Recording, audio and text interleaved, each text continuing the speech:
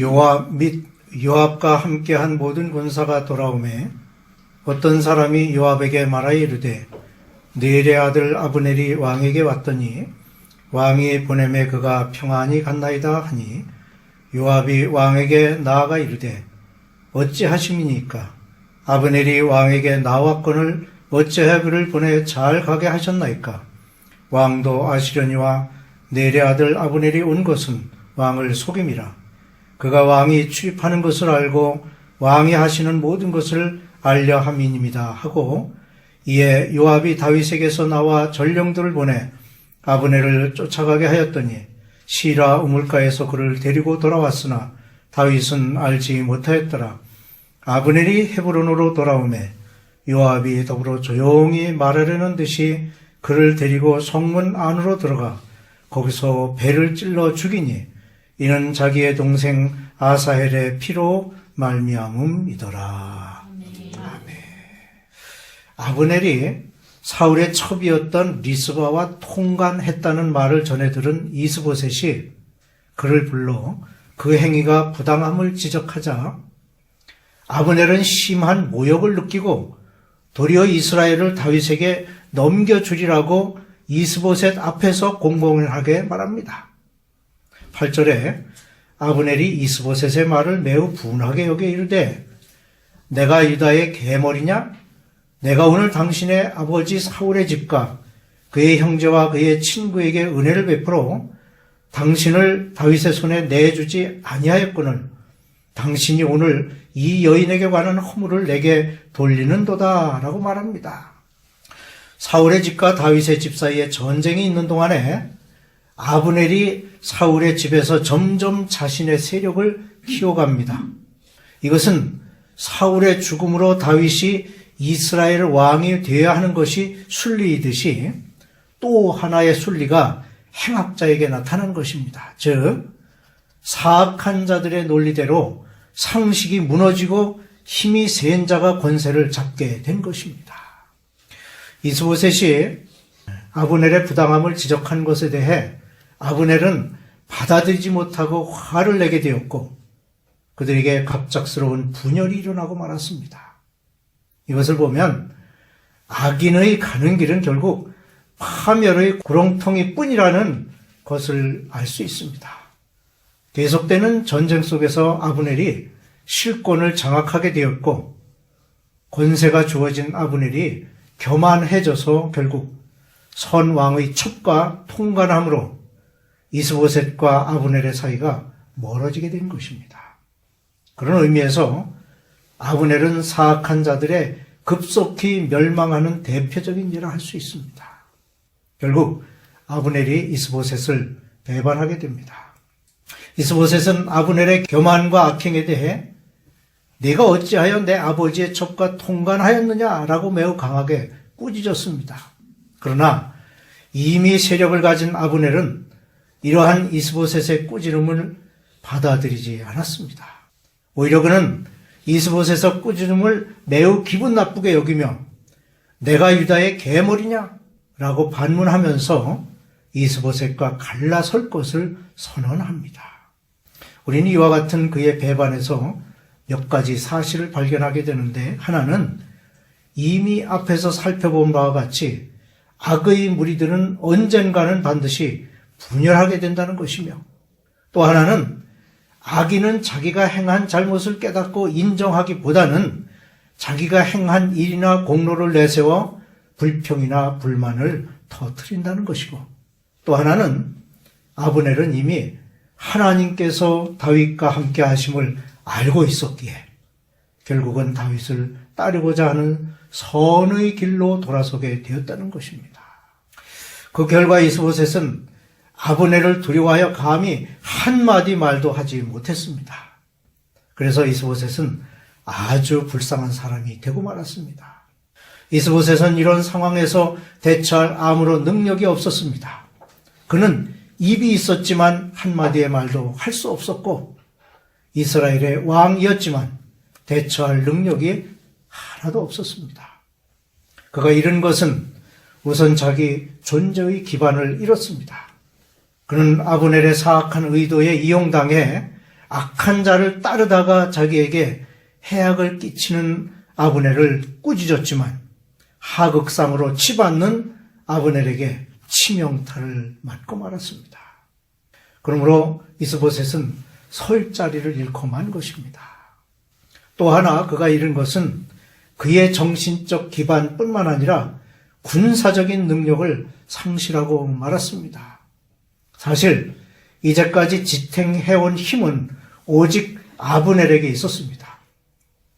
그가 처음 왕으로 세워졌을 때부터 아브넬은 그를 지탱하는 중심적인 힘이었습니다. 그런데 아브넬이 결별하고 빠져나가자 그의 나라는 급속히 쇠퇴해졌습니다. 이와 같이 우리가 악을 따라 행하면 가장 결정적인 순간에 우리의 힘이 되어주었던 것들은 우리를 떠나버리고 말 것이며 이스보셋과 같이 급속히 비참한 지경에 이르러 망하게 될 것입니다. 그리하여 이스보셋과 아브넬의 분열은 다윗과의 관계에 급속한 변화를 가져오게 되었습니다. 우선 아브넬이 이스보셋과 결별하게 됩니다. 이스보셋에 대한 아브넬의 결별 선언은 아주 급속히 행동으로 옮겨졌는데 아브넬은 이스보셋과 결별하겠다고 선언한 다음 바로 다윗에게 사자를 보내 화친할 것과 다윗에게 충성할 것을 맹세합니다. 12절에 아브넬이 자기를 대신하여 전령들을 다윗에게 보내어 이르되 이 땅이 누구의 것이니까? 라는 말을 전하도록 합니다. 이것은 너무나도 가증스러운 행위였습니다. 왜냐하면 지금까지 유약한 이스보셋을 꿰어 이스라엘의 왕으로 세우고 자기의 욕심을 채우기 위해 다윗과는 적대 관계에 있다가 이스보셋을 버리고 이번에는 다윗에게부터 이득을 취하고자 했던 것입니다. 정말 가증스러운 행위가 아닐 수 없습니다. 이에 대해 다윗의 승낙이 있게 됩니다. 다윗이 이를 승낙하는 것에서 다윗의 위대함을 보게 되는데 우선 다윗은 모든 문제를 순리대로 풀어나갔습니다. 다윗은 이스보셋과의 전쟁에서 점차 승리로 이끌어가고 있었고 화친을 맺지 않아도 불리한 것은 하나도 없었습니다. 즉 그는 화친을 맺지 않고 전쟁을 통해서 얼마든지 이스보셋을 물리치고 그 세력을 장악할 수 있었습니다. 어떻게 보면 오히려 다윗이 전쟁을 통해서 이스보셋과 아브넬을 장악했다면 그의 명성은 더욱 높아졌을 것입니다. 하지만 다윗은 그런 방법을 선택하지 않았고 화친을 받아들이는 방법을 택했습니다. 그 결과 이제는 전쟁을 하지 않게 되었고 이로 인해 서로의 피해가 없도록 하였고 피를 흘리지 않아도 되었습니다.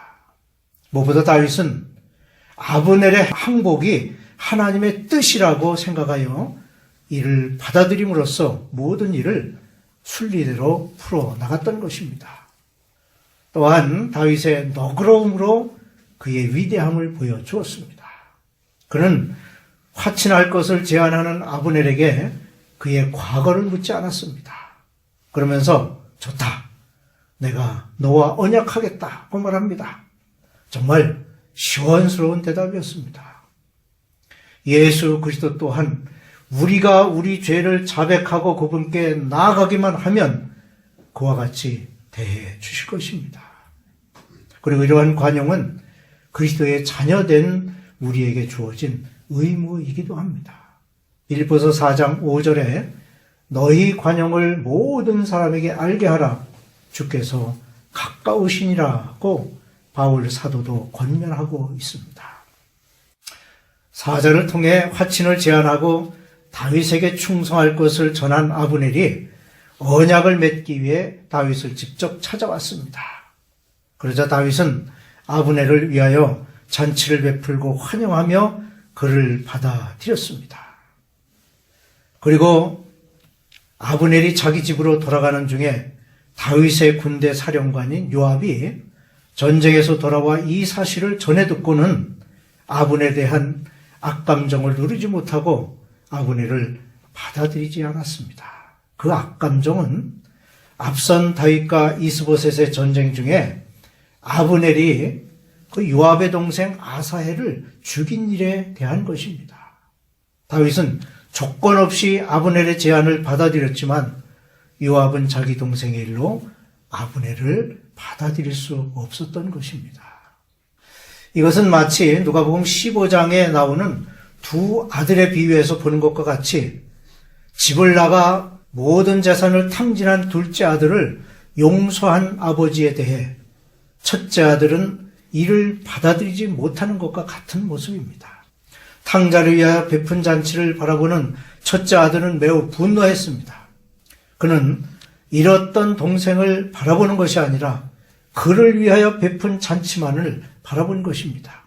둘째 아들이 돌아옴으로 가정이 전과 같이 행복한 가정이 이루어질 것을 바라본 것이 아니라 가정을 박차고 나가서 가정을 불행하게 만든 괘씸한 동생만을 바라본 것입니다. 그는 밭에 나가서 일하다가 돌아온 성실한 사람이었지만 그만 아버지께 불평을 터뜨림으로 인해 정신적으로 동생을 살해하는 어리석은 자가 되고 말았습니다. 요압이 다윗을 위하여 열심히 전쟁을 치르고 돌아와 아브넬을 위하여 잔치를 베풀고 그를 평안히 돌아가게 한 것에 대해 불평을 토로하고 결국 아브넬을 살해한 것은 마치 첫째 아들이 아버지에게 불평을 말하고 동생을 정신적으로 살해한 것과 같은 이치라고 할 수 있습니다. 아브넬이 다윗에게 옴으로써 이스라엘의 통합이 이루어지고 이스라엘이 융성하게 되리라는 것보다 사사로운 감정에 얽매였던 요압과 같은 어리석은 사람은 항상 멀리 있는 것을 바라보질 못합니다. 이런 요압의 행동에 대해 다윗은 후일에 이렇게 얘기를 합니다. 내가 기름 부음을 받은 왕이 되었으나 오늘 약하여서 수르야의 아들인 이 사람들을 제어하기가 너무 어려우니 여호와는 악행한 자에게 그 악한 대로 갚으실지로다. 39절에 그 안타까운 마음으로 하나님께 간구할 뿐이었습니다. 아브넬의 피살 소식이 다윗에게 알려지자 다윗은 그의 장례를 국장으로 지낼 것을 명령하고 그의 무덤까지 따라가면서 울며 그의 죽음을 애도하였습니다. 다윗의 이러한 모습은 아브넬의 죽음에 다윗이 관련되지 않았음을 보여준 것이었습니다. 아브넬의 죽음에 대해 다윗은 아브넬의 죽음이 어찌하여 미련한 자의 죽음 같은 거라고 자신의 슬픔을 노래하였습니다. 그는 한 나라의 왕이었지만 자신의 감정을 나타냄으로 인해 신복들에게 피해가 가지 않도록 하였고 슬픈 감정을 시로 표현하는 순수함을 보이므로 백성들에게 커다란 감동을 주었습니다. 이와 같이 자기의 감정을 잘 다스릴 줄 아는 사람이 다른 사람도 잘 다스릴 수 있는 것입니다. 아브넬의 죽음으로 자칫 다윗을 통한 이스라엘의 통합이 어려울 수도 있었지만 다윗은 성군의 자질을 가지고 관대함으로 용납하고 죽음에 대해서 가식 없이 진심 어린 마음으로 국장으로 애도하게 하였고 자기 자신도 금식하며 울면서 끝까지 장례 행렬에 동참하는 진정성을 보였습니다. 그 결과 백성들이 기뻐하게 되었습니다. 36, 7절에 온 백성이 보고 기뻐하며 왕이 무슨 일을 하든지 무리가 다 기뻐하므로 이날에야 온 백성과 온 이스라엘이 넬의 아들 아브넬을 죽인 것이 왕이 한 것이 아닌 줄 아니라고 했습니다. 다윗은 슬퍼서 통곡하는데 백성들은 기뻐하였습니다. 그것은 다윗 왕의 눈물에서 진실을 보았기 때문입니다. 사실 백성들의 기쁨은 많은 재물이나 그들이 얻게 되는 명예가 아닙니다. 지도자의 진실, 바로 그것이 백성들의 최대의 기쁨이 되는 것입니다. 지도자가 진실할 때 백성들은 안심하게 되고 평안하게 됩니다. 그래서 이제 왕이 무슨 일을 해도 무리가 다 기뻐하게 된 것입니다. 오해할 수도 있는 상황에서 진실한 행동을 보고 믿고 신뢰하게 되었고 모두 기뻐하게 되었던 것입니다. 오늘날 우리 사회에서 사용되는 시체팔이라는 무서운 용어까지 있습니다. 악한 의도를 가진 사악한 무리는 그것 이상의 사건과 용어를 지어내며 사람들을 호도합니다. 요압은 사사로운 감정으로 아브넬을 용납하지 못하고 속임수를 써서 살해했지만 다윗 왕은 용서의 마음을 가지고 진심으로 백성들에게 신뢰를 얻을 수 있었습니다. 이것이 바로 우리 주님께서 보여주셨고 행하신 마음입니다. 아브넬의 죽음을 통하여 우리는 다윗 왕이 취한 태도와 같이 넓은 마음으로 용납하고 진실된 마음으로 대하는 자세를 갖는 그러한 성도가 되시기를 주님의 이름으로 축원합니다.